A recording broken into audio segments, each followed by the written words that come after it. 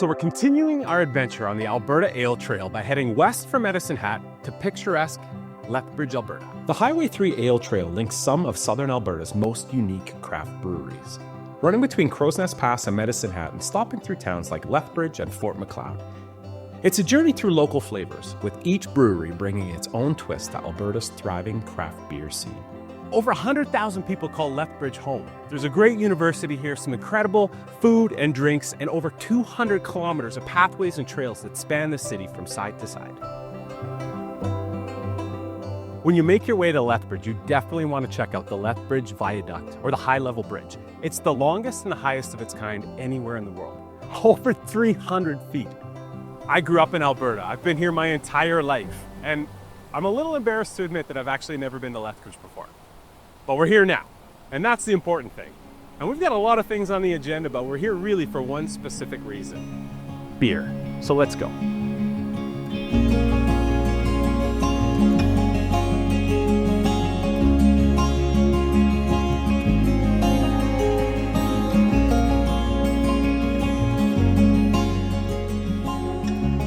So we're here at Theoretically Brewing in Lethbridge to taste some pretty amazing beers, but more than that, to learn about the community that they've been creating.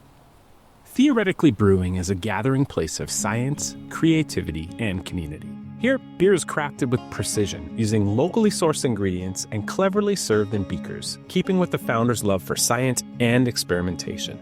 The core of Theoretically Brewing is making great beer. Don't get me wrong, the beer has to be good, but the beer facilitates the community, and that's what we're about. We're one of the smallest operational breweries in the province. Our goal is not to brew to export, not to brew to grow super big, to provide a high-quality product for our community, really celebrate the community in that product. We use 100% local ingredients to support the local economy, the local community, and provide for that. It's clear to see that Theoretically Brewing has intentionally cultivated a space where everyone is welcome. Looking around inside, we noticed a few quirky details. We're seeing little ducks. There's ducks everywhere. I have no idea where the ducks come from. We're pretty sure it's a couple of our regulars who are leaving these tiny little ducks around the space. It was googly eyes before ducks. Yep. But one of the beautiful things is when you bring people into the space and they start to feel that comfortable, they do start to make the space their own. And it becomes its own entity, and that's what we really love. And so they feel good about adding little quirky things to the space. So, yeah, and that's, I think, where the ducks are coming from. The space is for everyone. It gets real quirky because of it. And the brewery does more than just being inclusive and opening the doors to everyone. They're actively trying to bring people together, hosting many events and creating opportunities for as many people as possible to find a place to belong. So we're really focused on on-site events. We'll do everything from live music all the way down to like crafts and drafts, which is where people like bring in their knitting. We call it stitch and bitch sometimes. The Celtic Jam, which we'll see tonight, which is a disorganized group of musicians just coming in and enjoying the space and bringing their instruments with them, which is magic. Yeah.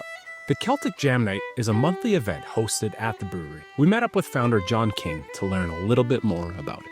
I think it's just a way of life to get together, just to play, just to sit around like they do in Ireland, strum a few tunes, have a couple of beers, and just share the music with a bunch of folks that enjoy the music. Yeah. And couldn't find it in Lethbridge. I got talking to Kelsey one night, and I said, what if we just tried it out? Let's have a jam. Mm-hmm. And we've been going ever since. It's cool. Can't remember now, 2 or 3 years. Very much in line with everything that happens at Theoretically, the Jam Night is open to anyone and everyone who wants to get involved.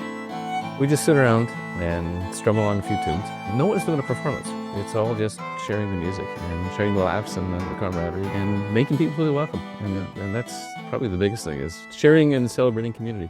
You know, doors open kind of thing. So it's not a closed thing. You don't have to audition to be a part of one of these. It doesn't matter. There's no auditions at all. Yeah.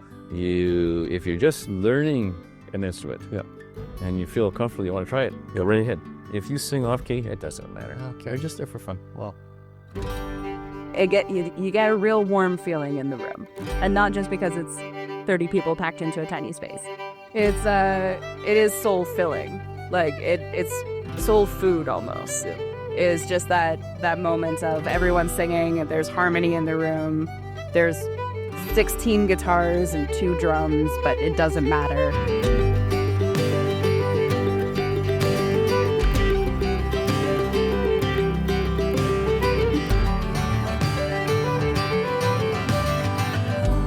Sometimes it's the small, unexpected moments that make life beautiful.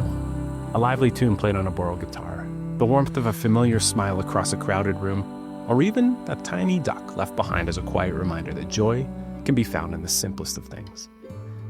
At Theoretically Brewing, it's never been about just the beer. It's about what the beer brings to the table. It's about shared stories, laughter, and a space where everyone is welcome, quirks and all. In a world that moves too fast, Theoretically invites us to slow down, to gather, to savor. Because here, connection isn't just brewed, it's celebrated. And when you leave, you might just find that you're taking more than memories with you. You're taking a piece of what makes this place feel like home.